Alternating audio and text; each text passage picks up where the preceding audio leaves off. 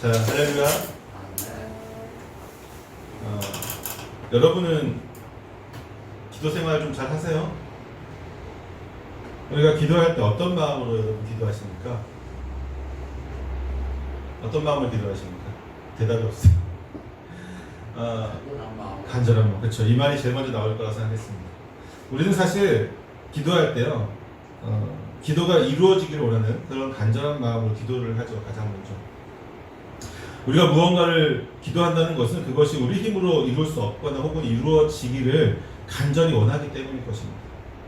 만약 우리가 간절히 기도했던 것이 이루어지지 않는다면 그때는 간절한 마음을 가졌던 만큼 깊은 좌절을 느끼게 될 것이죠. 그리고 이러한 좌절을 느끼신 분들은 대부분 하나님을 불신하게 되고 결국 교회를 떠나게 되는 것을 종종 보게 됩니다. 간절하게 기도할 때는 정말 믿음이 대단한 사람처럼 보이지만 간절한 기도가 이루어지지 않았을 때는 오히려 불신자보다 더한 모습을 보인다는 것이죠. 반대로 또 어떤 분들은 기도를 할 때 공을 들이는 심정으로 기도를 합니다. 이들이 기도를 드리는 것을 보면요, 간절한 마음보다는 좀 형식적인 때가 많습니다. 왜냐하면 이들에게 기도는 간절함이나 어떤 슬픔과 같은 마음의 문제가 아니라 얼마나 많이, 얼마나 자주, 얼마나 반복적으로 행하였느냐가 더 중요하기 때문입니다. 이들은 천리길도 한 걸음부터라는 심정으로 기도를 드리는 것이죠. 이룰 때까지. 마지막으로 어떤 분들은 의무적으로 기도를 드립니다. 딱히 간절해야 할 이유도 없고 공을 들이고 싶은 열심도 없습니다. 하지만 그리스도인으로서 자신의 정체성을 보이기 위해서 기도를 드리는 것이죠. 때문에 이들은 기도를 함에 있어서 언제나 외식적인 모습을 보입니다. 남들이 보는 곳에서는 열심히 기도를 하지만 그렇지 않은 곳에서는 전혀 다른 모습을 보이는 것이죠. 또한 의무적인 기도는 잘하지만 그 외의 기도, 즉 시간을 따로 내어서 주님과의 깊은 교제를 나누는 기도는 거의 행하지 않는 것을 보게 됩니다.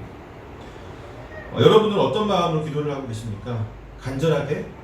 아니면 공을 쌓는 마음으로? 그것도 아니면 의무적으로? 그것도 아니면 또 다른 마음으로 여러분 기도를 하고 계십니까? 그런데 우리는 기도를 함에 있어서 가장 중요한 것을 빼먹고 기도할 때가 너무나도 많이 있습니다. 아니, 거의 대부분 그렇습니다. 그것이 무엇일까요? 기도를 많이 하든 적게 하든 간절하게 하든 의무적으로 하든 아니면 깊게 하든 넓게 하든 우리가 항상 열의 아홉을 빼먹고 하는 이것이 있습니다. 기도할 때 중요한 것 중에. 그것이 무엇이냐면 우리는 어떠한 마음으로 기도를 드리더라도 항상 그 기도의 중심에는 나의 생각과 마음이 있다는 것이죠. 그 어디에도 기도를 들으시고 응답하시는 주님의 생각이나 마음은 존재하지 않습니다. 간절히 기도를 한다고 하지만 그 간절함은 누구를 위한 간절함입니까? 하나님이 공으로 드리는 기도를, 의무적으로 드리는 기도를 들으시고 기뻐하실까요? 우리는 언제나 나의 생각이나 의지 혹은 마음보다 주님의 뜻을 더욱 중요하게 생각한다라고 말은 하지만 항상 가장 우선순위의 주님이라고 이야기를 하지만 기도를 할 때 보면요, 하나님 마음이 전혀 없는 것을 보게 돼요. 항상 기도하는 누구예요? 내가 간절히 원하는 것, 내가 뜻하는 것이 이루어지기를 더 바라지, 말로는 항상 주님 하나님 주라고 하는 말 자체가 내 인생의, 내 삶의, 내 모든 것의 주인이라고 하는 것이고 주님의 뜻대로 살겠다고 하는 것인데 이상하게 기도할 때만 뭐라고 얘기해요? 주님 이것을 들어주십시오. 떼쓰는 아이처럼. 그렇지 않습니까? 주님의 마음이 전혀 들어가 있지 않습니다. 우리는 단순히 말로만 그렇다고 주장하는 것이 아니라 삶의 모든 영역에서 그러한 생각이 드러나야 되죠. 그리고 그러한 생각이 가장 잘 드러나는 것이 바로 기도입니다. 즉 우리 기도의 모습을 보면요, 우리가 정말로 주를 위한 삶을 살고 있는지 아니면 여전히 나를 위해 살고 있는 삶을 살고 있는지 보여진다는 것이죠. 즉 기도를 드리는 우리의 태도가, 우리의 마음이 어디에 있느냐, 나를 중심으로 있느냐, 주님의 중심에 있느냐로 가는 기도의 그 내용 자체를 보면은 우리의 신앙의 현 주소가 보여진다고 하는 것입니다. 겉으로 드러나는 것이 아니라 내면을 보는 것이죠. 저는 오늘 말씀을 통해서 우리가 주님의 뜻을 이루어지기를 가장 우선하는 믿음의 기도를 드릴 수 있는 저와 여러분 되시기를 소망합니다.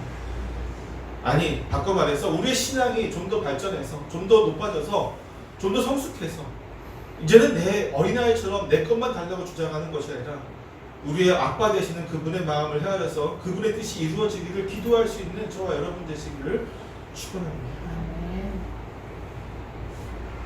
오늘 말씀을 보면요, 결국 이제 밀레도에서 에베소의 장로들과의 만남을 기류하고 그들의 배움을 받으며 바울은 다시 예루살렘으로의 여정을 시작하게 됩니다.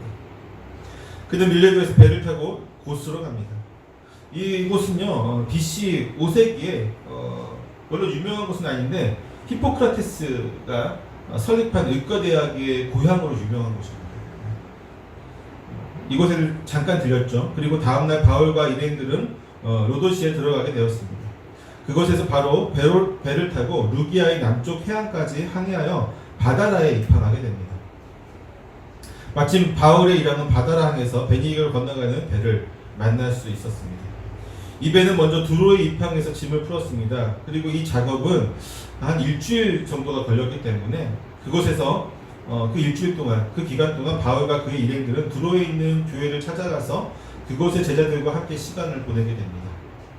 이 두로의 교회는 스데바얀 집사의 순교 이후에 예루살렘의 헬라파 유대인들에 의해서 세워진 것으로 추측이 되어지는데 이곳에서 함께 교제하는 가운데 바울은 그들이 가운데 몇몇 제자들이 성령의 감동을 받아서 바울이 예루살렘에 들어가게 되면 당하게 될 고난에 대해서 알게 됩니다. 물론 바울은 그전에도 알고 있었죠. 그들은 간곡한 말로 바울이 예루살렘으로 들어가지 말 것을 권유합니다. 하지만 바울은 그들의 간곡한 권유에도 더욱 예루살렘으로 가고자 하죠. 이에 다시 떠나는 바울을 위해서 모든 교인들이 성문 밖까지 나와서 전송하고 그곳에서 그들은 함께 무릎 꿇고 기도한 후에 서로 작별을 구합니다. 두로를 떠난 그들은 둘레마이에 입항하게 됩니다. 이곳에 성도들과 함께 하루를 보낸 후에 다시 가이사랴로 이동합니다. 그들은 이곳에서 우리가 잘 알고 있는 전도자 빌립 집사의 집에서 유숙하게 되죠. 누가는 빌립의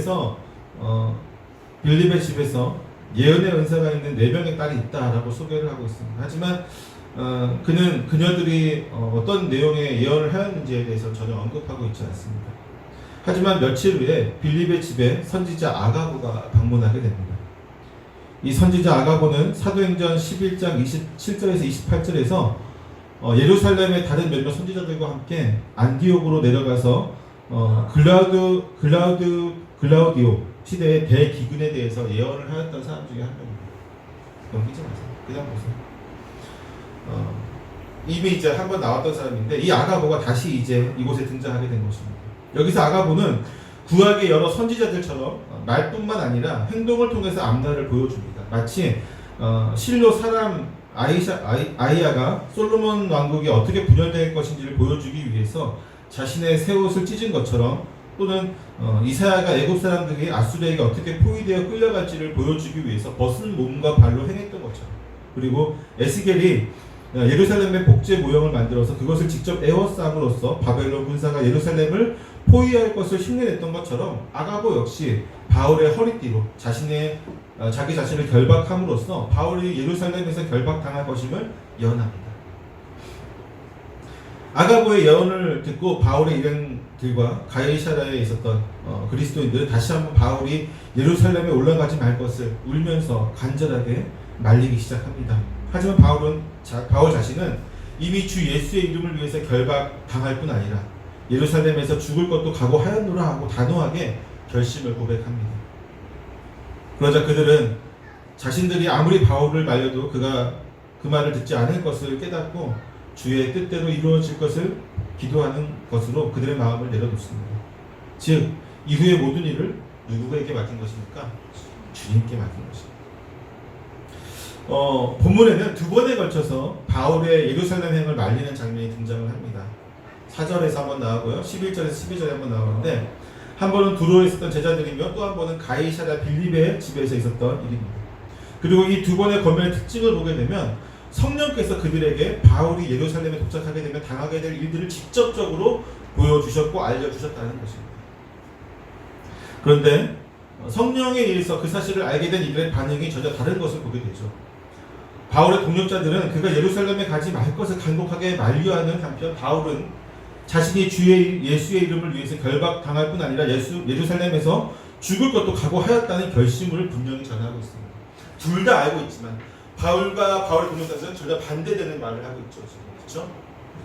왜 한 분 하나님에 의해서 예루살렘에서 이루어진 일에 대해서 예루살렘에서 이루어진 일을 알게 된 이들이 서로 다른 의견을 내고 있는 것일까? 성령께서 단편적인 내용만 보여주었기 때문에 그 단편적인 내용을 받아들인 자들이 그것을 해석해야 하기 때문일까요? 간혹 성령님에 대해서 오해하는 사람들은 성령님의 역할이나 그분의 사역을 마치 샤머니즘적인 것으로 생각하는 경향들이 상당히 많이 있습니다. 특히나 한국적인 무속신앙과 연관하여 성령의 사역을 매우 왜곡되게 생각하는 이들이 많이 있은 것을 보게 됩니다. 물론 그렇게 생각하는 상당수의 사람들이 그리스도인이라는 사실은 이 문제가 결코 우리로 하여금 가벼운 문제가 아니라는 것을 느끼게 해주죠. 예전에 여러분 잘 알고 있죠. 무당 일을 하시던 어떤 집사님에게 제게 직접적으로 그 일에 대해서 물어본 적이 있었습니다. 당시 이제 점심 식사를 같이 하면서 이렇게 물어봤습니다. 집사님, 무당 일을 하는 사람들은 다른 사람의 점을 볼 때 정말로 귀신에게 어떤 정보를 받습니까? 라고 이제 제가 물어봤는데 그분이 어떻게 대답했을 것 같아요, 여러분? 그 대답을 요약해보면 이렇습니다. 먼저 무당 중에는 진짜랑 가짜랑 있다고 해요. 진짜 무당하고 가짜가 무당이 있는데 가짜는 당연하게도 그냥 사기꾼 같은 사람들 있죠. 사기꾼을 보면 되고요. 그럼 진짜 무당이라고 하는 분들은 어떠냐 하면 그분의 말씀을 빌리자면 자기가 모시는 신에게 빌면 그가 어떠한 형체를 보여준다고 합니다. 그런데 그 형체가 참 애매해요. 왜냐하면 분명한 형상이나 뜻을 가지고 있는 것이 아니라 불확실하고 불명확한 어떤 형상이 보이기 때문에 어떤 점을 치러고 온 사람에게 무당은 그 형상을 대상으로 자신이 추리한 내용을 바탕으로 어떤 예상되어진 문제들에 대해서 아주 그냥 언변을 사용해서 이야기를 하는 것이죠. 이야기를 풀어가는 것입니다. 때문에 그 내용을 자세히 들여다보면 명확한 답을 주기보다는 두루뭉실하게 말하여서 점을 치러 오는 사람 스스로가 답을 찾도록 유도하는 것을 보게 됩니다. 결코 그들은 명확한 답을 주지 않습니다. 단순히 명확한 답을 주지 않는 것이 아니라 명확한 답을 줄 수 있는 능력 자체가 없기 때문이죠. 그런데 문제는 성령의 존재도 그와 비슷하게 생각하는 사람들이 교회 안에 많이 있다는 것이죠. 마치 한 분 하나님이신 성령을 마치 앞서의 무덤과 접신하는 어떤 존재들과 비슷하게 생각하여서 그분의 역할도 그러한 것이다라고 생각을 하는 것입니다. 즉 꿈이나 예언, 환상 등과 같은 것으로 사람들에게 어떤 것을 알려주시는 분이시지만 그것을 명확하게 해석하는 것은 누구의 몫으로 생각하는 거예요? 인간의 몫으로 생각하는 거예요. 인간의 몫으로 생각하고 생각을 하는 것이죠. 때문에 사람들은 예언에 대해서 생각하면 자연스럽게 해석이라는 단어를 연상하게 됩니다. 예언 그리고 해석. 물론 이제 세상에 있는 많은 예언들이 있죠. 노스트라다무스 맞죠? 아니면 파라마의 예언들이 많이 있습니다. 그런 예언들이 많이 있는데 그런 예언들을 보면 항상 해석을 해야 돼요. 해석을 하지 않으면 뜻을 알 수 없습니다. 이상한 말들로 쓰여져 있거든요. 시처럼 쓰여있기도 하고 말도 안 되는 말들이 쓰여 있습니다. 그래서 대부분 해석을 하지만 나중에 어떻게 해요? 시간이 지나고 나가지고 이 예언이 이 일이었나? 이렇게 예측을 하는 거죠. 미리 예측을 할 수가 없어요. 그만큼 힘듭니다. 하지만 성경은 성령님의 사역에 대해서 그렇게 설명하고 있지 않아요. 특히 예수님은 성령의 사역의 본질이 무엇인지를 우리에게 명확하게 말씀하여 주십니다. 요한복음 16장 13절을 보면요 이렇게 말씀하세요. 그러나 진리의 성령이 오시면 그가 너희를 모든 진리 가운데로 인도하리니 그가 스스로 말하지 않고 오직 들은 것을 말하며 장래의 일을 너희에게 알리시리라. 자, 성령이 뭐라고요? 예수님은 성령에 대해서 말씀하실 때 그분이 진리의 성령이라고 말씀하십니다. 성령은 진리를 명확하게 하고 성도들이 그 진리를 떠나지 않도록 붙드시고 인도하시는 분이십니다.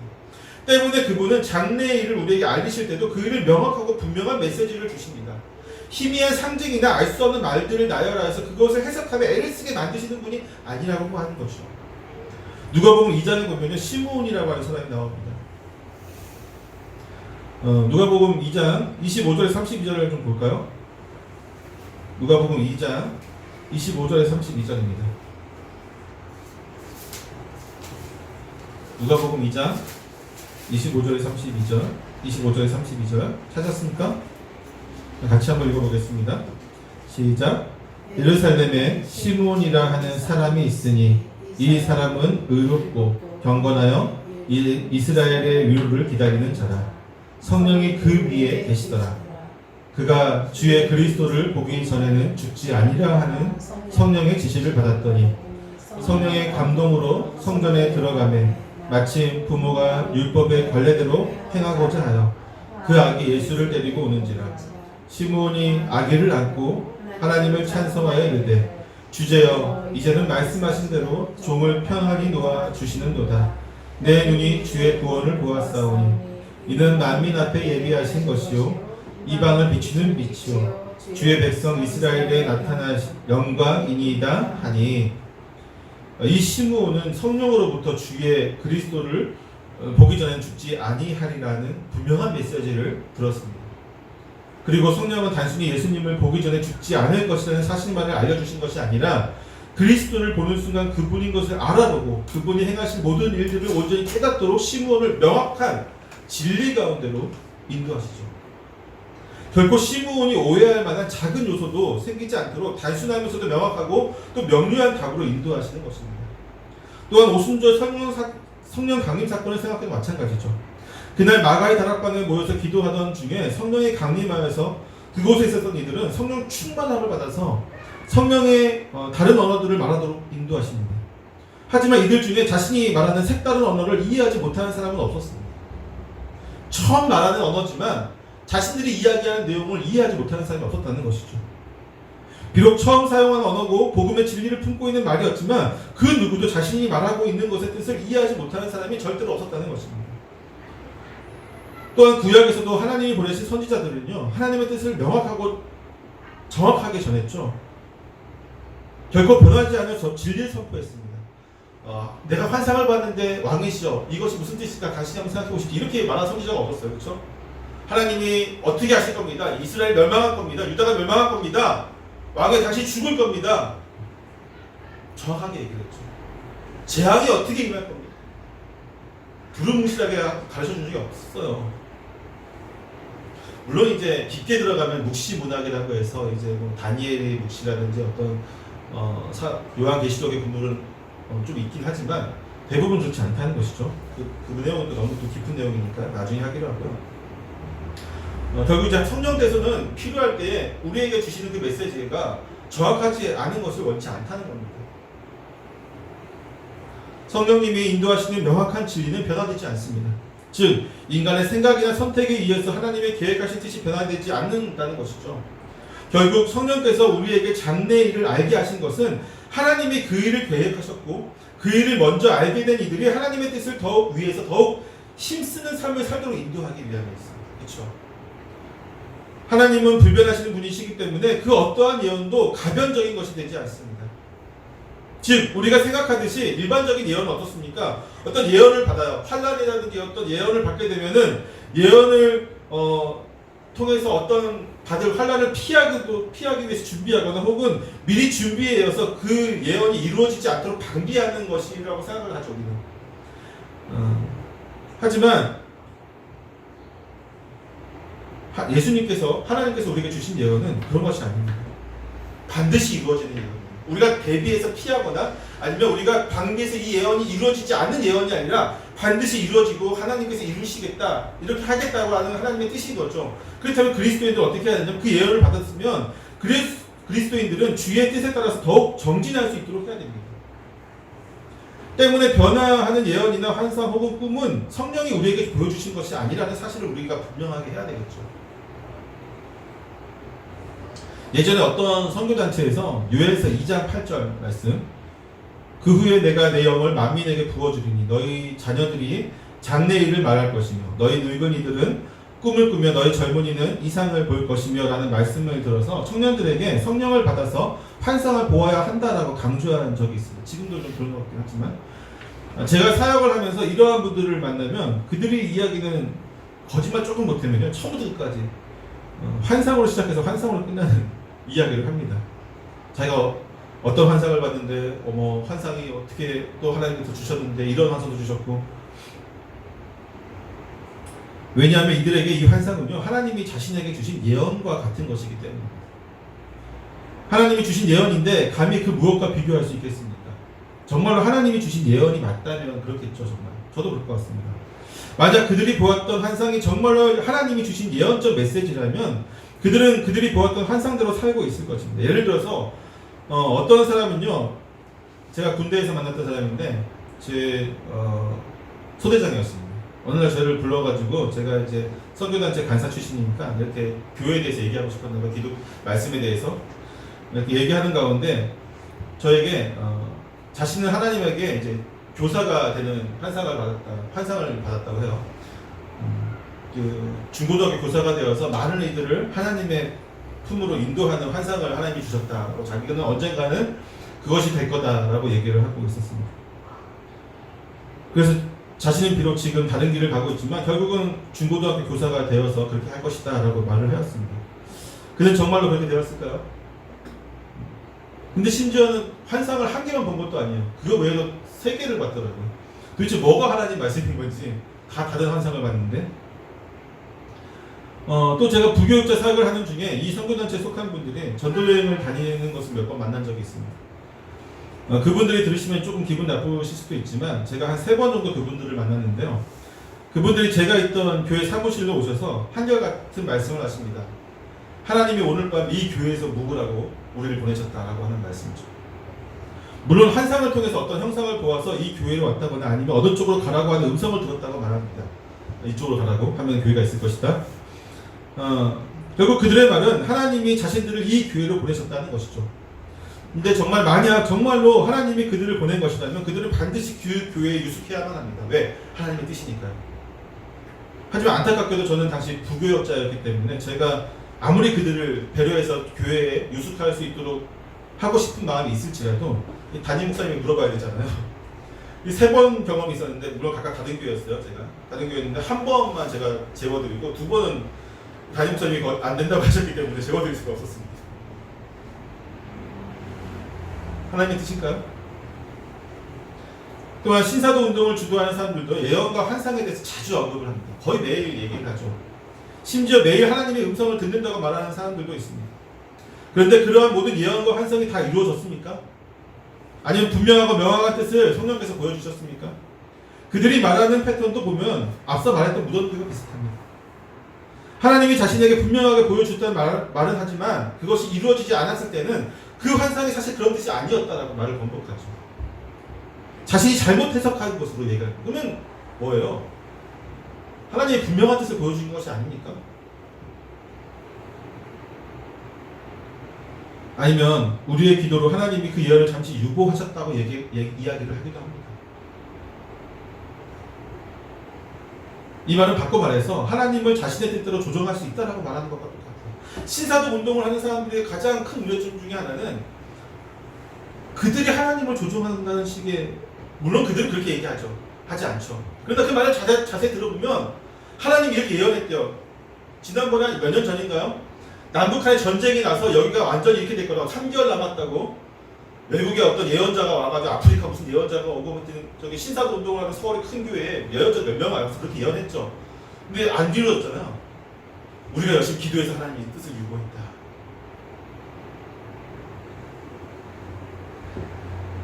하나님은 그런 분이 아니십니다.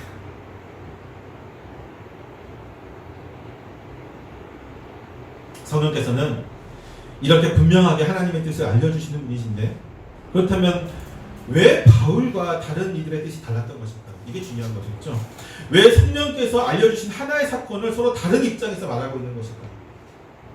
먼저 두로의 제자들과 아가보, 그리고 바울에게 성령께서 바울이 예루살렘에 올라가면 그가 어떻게 결박되어서 또 고초를 겪게 될 것이라는 사실과 그것을 통해서 하나님이 어떻게 역사하실 것인지에 대해서 동일하게 말씀하여 주신 것은 분명합니다. 그렇죠?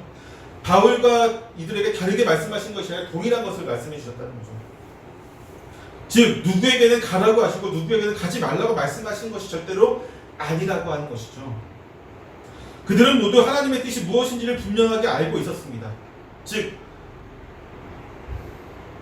하나님의 뜻은 바울이 예루살렘에 들어가서 결박당하는 것이고 이방인들 손에 넘겨주는 겁니다. 이게 하나님 뜻이에요. 그럼에도 불구하고 두루의 제자들과 아가보 그리고 바울의 동력자들은 왜 바울이 예루살렘으로 올라가는 것을 말렸던 것일까요? 그들이 하나님의 뜻을 거스르고 대적하기 위함은 분명히 아닐 것입니다. 만약 그러한 것이 조금이라도 있었다면 성령께서는 그들에게 그 어떠한 사실도 알려주지 않았을 겁니다. 만약 그런 사람들이었다면. 또한 주의 뜻대로 이루어지리이다 라고 기도하였던 것을 보게 되면요, 그들도 자신들의 권면이 소용없다는 것도, 그리고 아무런 의미도 없다는 것을 충분히 알고 있었을 것입니다. 결국 그들이 눈물을 흘리며 바울의 걸음을 막고자 하였던 것은 인간적인 마음 때문인 것으로 볼 수밖에 없는 것이죠.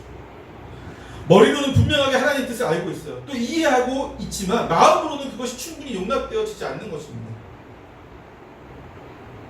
사실 우리가 그들이라고 해도 다를 바가 없을 것입니다. 그렇죠? 내가 사랑하는 사람이 사지로 죽을 자리로 가겠다고 하는데 그것을 말리지 않은 사람이 누가 있겠습니까? 그것이 정답인 것을 알고 있음에도 불구하고, 아무리 그 길이 하나님의 뜻이고 모두를 위한 길이라고 하더라도, 만약에 저라고 한다면요, 저는 그렇게 할 것 같아요. 하나님께 기도를 이렇게 할 것 같습니다. 하나님의 뜻을 제가 잘 압니다. 하나님의 뜻이 이루어지기를 원합니다. 그러나 제가 사랑하는 사람 말고 다른 사람을 보내시면 어떻겠습니까? 라고 저는 그럴 것 같아요. 왜 웃으세요? 제 믿음이 연약합니까? 목사 치고는 너무 연약한 믿음입니까? 하나님 뜻이 이루어지게 되니까. 차라리 저를 보내주십시오. 할까요? 사랑하는 성도 여러분, 지금 이들이 어떤 마음으로 바울을 권면하고 있는지 마음으로 느껴지십니까? 그 울음의 의미가 좀 느껴지세요? 돌이킬 수 없고 막을 수 없음에도 가지 말라고 눈물을 권하는 이들의 마음이 온전히 느껴지신다면, 우리는 예수님을 이 땅에 보내셔야만 했던 성부 하나님의 마음도 조금은 이해할 수 있을 것입니다. 하지만 우리는 결국 하나님의 뜻에 순종할 수밖에 없습니다. 니느웨로 가라는 하나님의 말씀을 어기고 다시스로 갔다가 다시 여러 고초를 겪어서 결국 하나님의 뜻에 따라 니느웨를 가야만 했던 요나 선지자의 예를 들지 않더라도 그리스도인은 하나님의 뜻에 순종할 수밖에 없습니다. 옛사람이 죽고 새 사람이 된 우리는 하나님의 뜻을 쫓고 순종하는 것이 가장 기쁘고 즐거운 일임을 온몸과 영혼이 충분히 인지하고 있기 때문이죠. 그럼에도 불구하고 우리는 인간적인 갈등을 겪게 됩니다. 분명히 가야 할 길이고 결국은 내가 그 길을 갈 것을 알고 있음에도 불구하고 우리는 여전히 하나님의 뜻에 완전하게 순종하는 것에 대해서 인간적인 갈등을 할 때가 정말로 많이 있죠. 그런 말 많이 하잖아요. 아는데, 다 아는데 안 된다. 이 예루살렘으로 가는 바울의 여정은요, 우리로 하여금 마지막 십자가를 통한 구원의 완성을 위해서 예루살렘으로 올라가시는 예수님의 모습을 떠올리게 합니다. 어쩌면 바울도 예루살렘으로 가는 중에 특별히 성령을 통해서 자신이 어떠한 일을 겪게 될 것인지에 대해서 알게 된 이후에는 예수님께서 예루살렘으로 가시던 그 길을 생각하였을 것입니다. 그리고 감히 자신이 가는 길은 예수님이 가신 그 길과 비교할 수 없다라고 생각하였을 것입니다. 십자가의 길을 가신 예수님, 그 예수님의 길을 생각하면서 복음을 위해 고난의 길을 가는 바울, 그가 지금 이렇게 말하고 있습니다. 여러분, 어찌하여 울어서 내 마음을 상하게 하느냐. 나는 주 예수의 이름을 위해서 결박당할 뿐 아니라 예루살렘에서 죽을 것도 각오하였노라. 본문의 설교를 준비하면서 바울의 마음을 생각해 보면서 저의 마음을 조금은 그의 마음을 조금은 이해할 수 있었습니다. 그리고 그 마음으로 갈라디아서 2장 20절을 읽으니까요, 새롭게 느껴지는 것들이 많이 있었습니다. 그래서 한번 같이 읽어볼까요? 갈라디아서 2장 20절입니다. 갈라디아서 2장 20절.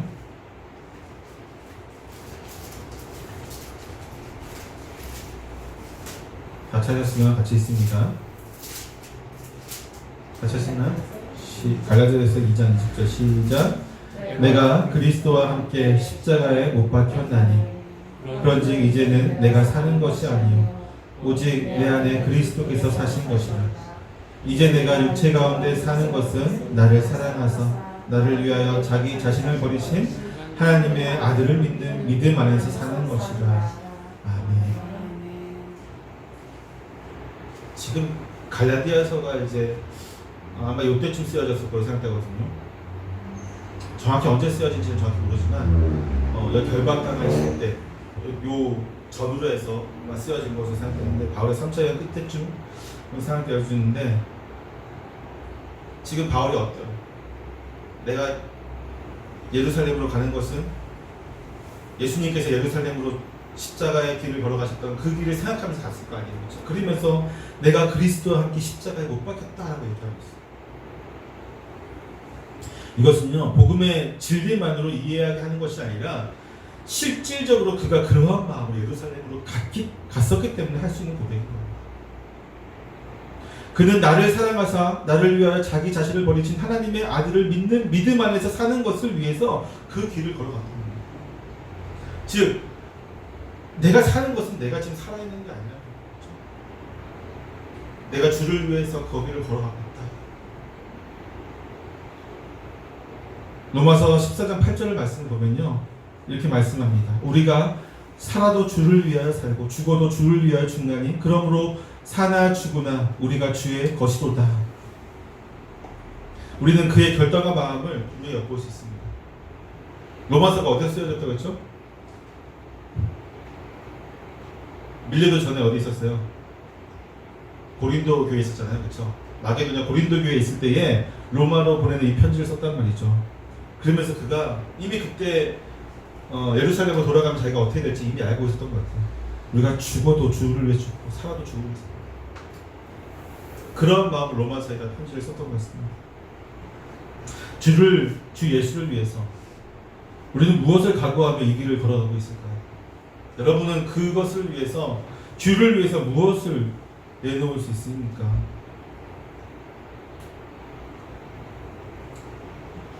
주를 위하여 죽음도 각오하였다는 사도 바울의 확고한 결심을 듣게 된 바울의 동력자들은 이제 그에게 그들이 해줄 수 있는 것은 오직 기도뿐임을 확신하게 됩니다. 그리고 그들의 기도하는 모습은 그들이 어떠한 믿음을 가지고 있었는지를 확실하게 보여주죠. 지금까지 그들은 바울이 죽지 않기를 바라는 간절한 마음이 있었습니다. 그것이 비록 하나님의 뜻은 아닐지라도 말이죠. 하지만 이제 그들은 바울에 대한 인간적인 연민의 마음을 접고 하나님께 기도를 드립니다. 아직 인간적인 연약함이 남아있었다면 그들은 바울의 목숨을 살리기 위해 하나님께 그 뜻을 바꾸실 것을 위해서 기도하였겠지만 그들은 그렇게 하지 않았습니다. 그들은 이제 믿음으로 하나님께 뜻을 구합니다. 그들이 인간적인 마음으로 바울의 목숨을 구하기 위하여 노력하였지만 결국은 하나님의 뜻이 이루어지기를 위하여서 모두 한 마음으로 기도하고 있습니다. 마치 겟세마네 동산에서 예수님께서 내 아버지여 만일 할만하시거든 이 잔을 내게서 지나가게 하옵소서, 그러나 나의 원대로 마옵시고 아버지의 원대로 하옵소서라고 기도하였던 것처럼 이제 이곳에 모인 주님을 따른 제자들은 그 마음으로는 여전히 바울이 그 목숨을 보존하길 원하지만 자신들의 뜻이 아닌 주님의 뜻이 온전하게 이루어지기를 구하고 있는 것이죠. 우리의 기도 역시 항상 이렇게 돼야만 합니다. 우리의 기도는 항상 이렇게 이루어져야만 합니다. 우리는 항상 주를 위해서라고 생각하면서 간구를 하지만 항상 주를 위해서 간구하는 것이 아니죠. 좀 더 솔직하게 말하자면 우리의 간구는 거의 대부분 주의 영광보다는 나의 유익을 구할 때가 많이 있습니다. 그럼에도 불구하고 우리는 언제나 주를 위해서, 주님의 영광을 위해서라고 간구를 합니다. 그 내용을 더욱 자세히 들여다보면 우리는 우리 자신의 유익을 얻게 될 수 있는 것들을 간구하면서 주님이 혹시라도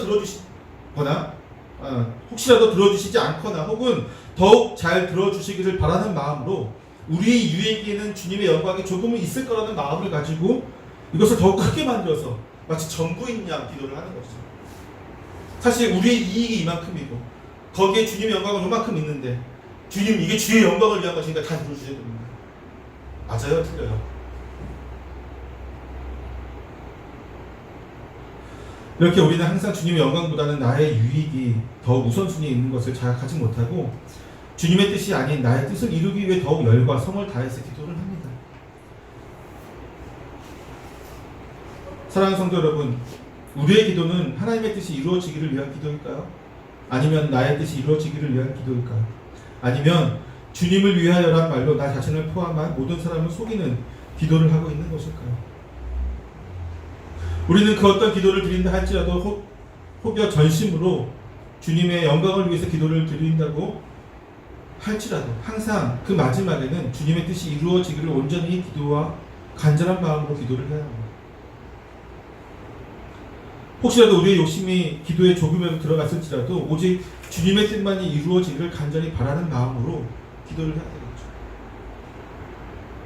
예수님도 그렇게 기도했고 오늘 바울을 말렸던 제자들도 그렇게 기도했습니다. 마음으로는 여전히 간절하게 바울이 우리 곁에 있고 좀 더 우리와 함께 이 사역을 하고 우리와 교제 나누기를 원하는 마음이 가득하게 남아 있었지만 마음에는 그럼에도 불구하고 기도는 어떻게 했습니까? 주님의 뜻대로 이루어지기로 합니다. 우리 안에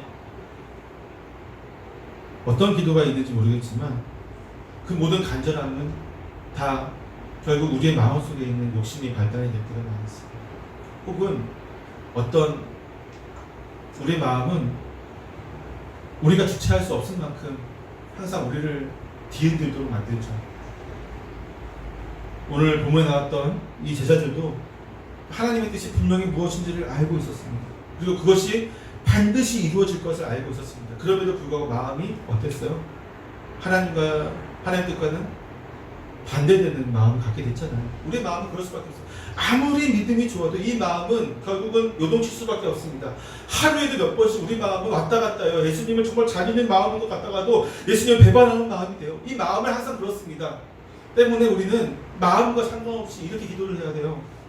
주의 뜻이, 주의 온전하신 뜻이 내 마음과는 상관없이 주님의 온전한 뜻이 이루어지기를 원합니다 라고 기도를 드릴 수 있어야 합니다.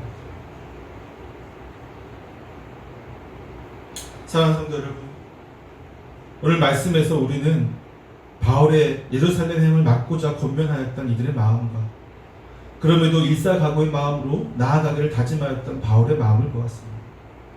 그러나 결국은 주님의 뜻이 이루어지기를 바라는 하나의 마음으로 기도하는 그들을 또한 보았습니다.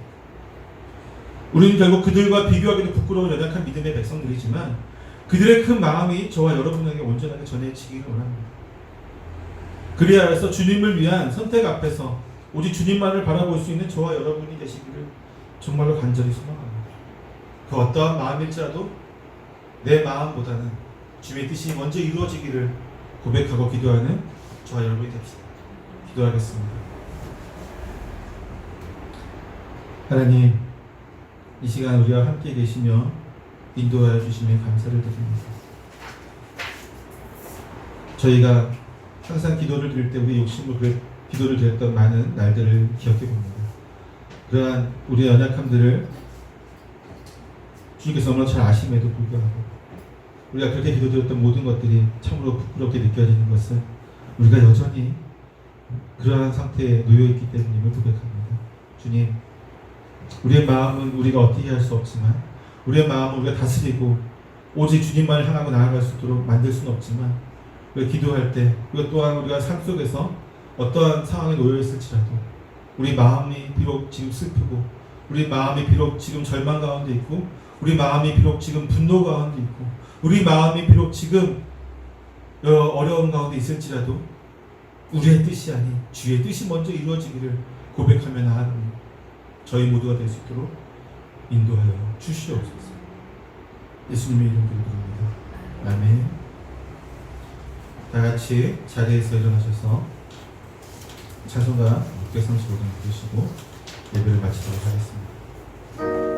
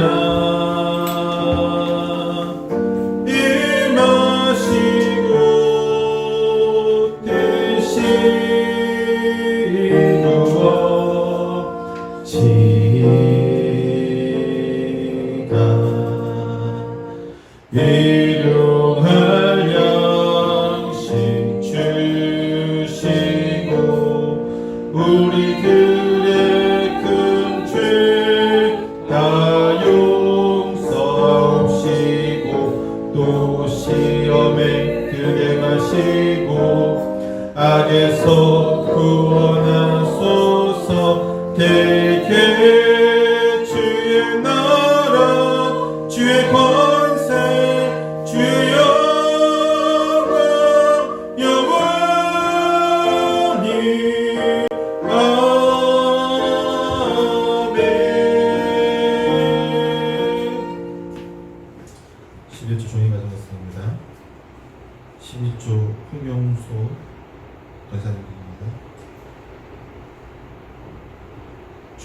이사원군 허우소 강사님입니다.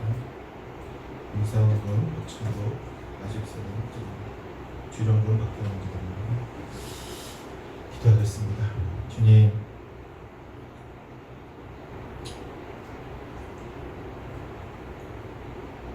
우리가 주님 앞에 이렇게 설 수 있는 것은 주님의 그 보혈의 은혜 때문이고, 전적으로 주님이 우리를 주권적으로 사랑하셨기 때문이며, 주의 사랑이 한없이 크셨기 때문입니다. 다시 한번 고백합니다. 우리가 행한 것이 없고, 우리가 주님께 보일 것이 없고, 우리가 주님 앞에 내세울 것이 없음에도 불구하고 우리는 이 자리에서 다시 한번 은혜를 받고 다시 한번 세상으로 나아가는 주님의 인도하심을 받습니다. 하나님, 성령이 우리에게 날마다 하시는 그 말씀에 우리가 날마다 귀 기울이게 하시고 그때로 순종하게 하시고 주의 영광을 나타내게 하여 주시옵소서. 우리의 마음과 우리의 연약함과 상관없이 주의 뜻이 온전히 이루어지기를 바라는 마음으로 간절히 행하는, 또 믿음으로 나아가는 저희가 될 수 있도록 인도하여 주시옵소서. 주님께 예물을 드립니다. 예물을 드리는 속교회 가운데 주님께서 은혜를 더하시고 이 예물을 통해서 주의 몸된 교회와 하나님 나라가 조금이라도 도움이 될 수 있도록 인도하시고, 예물을 드린 이들이 마음으로 감사하며 그 삶 속에서 오직 주를 위해 생하는 그런 믿음을 허락하여 주시옵소서. 지금 우리 주 예수 그리스도의 은혜와 아버지 하나님의 무한하신 사랑과 성령님의 위로 교통 역사 충만하시며 오직 주를 위하여 살고 죽고 또 주를 위하여 나아가고 다짐하는 우리 모든 성도들 머리에, 그들 가정과 사업장 위에 자녀들 위해, 또한 선교사들 위해 이제부터 영원토록 함께 있을지어다. 아멘.